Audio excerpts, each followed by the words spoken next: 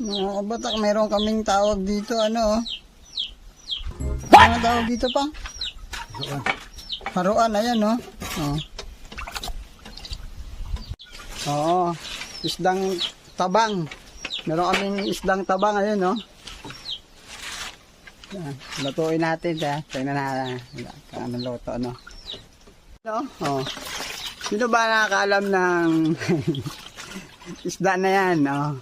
Isdang ulit yan. Tabang. Oh, diba? Yun, oh. Oh, pag ganun pala, oh. Ayun. Ano yan? Tawag paksiw. Yan. Paksiw natin, oh. Yan.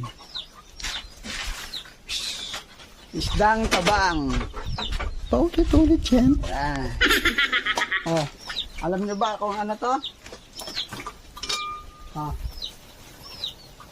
Ayan, ano yan? Oh, ayan ang haruan, isdang tabang. Oh, ulit yan. Alam nyo ba yan? Sino ba nakakaalam? Oh, ayan ang mga kabatak, ayan yung ulo. Oh, ayan.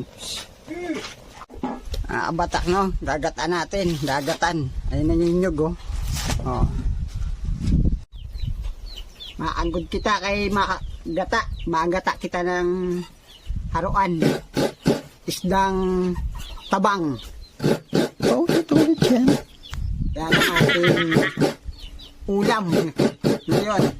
Ay, haruan, isdang tabang. Ulit yan. Bali, ginata namin yung ulo yun.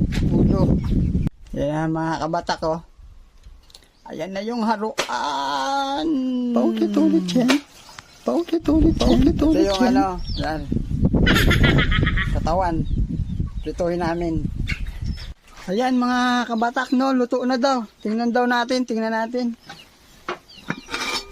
Uy. Ayun, no. Ayun. Ayan na. Wow! Yan, lungkot na dito ngayon sa vlog ko. Wala kay nanay. Yan, pero kailangan natin magpatuloy. Diba? Dito pa naman natin tatay. No?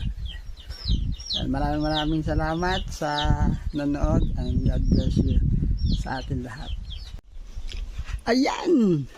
Ano sa Tagalog ang isdang haruan? Mga kabata.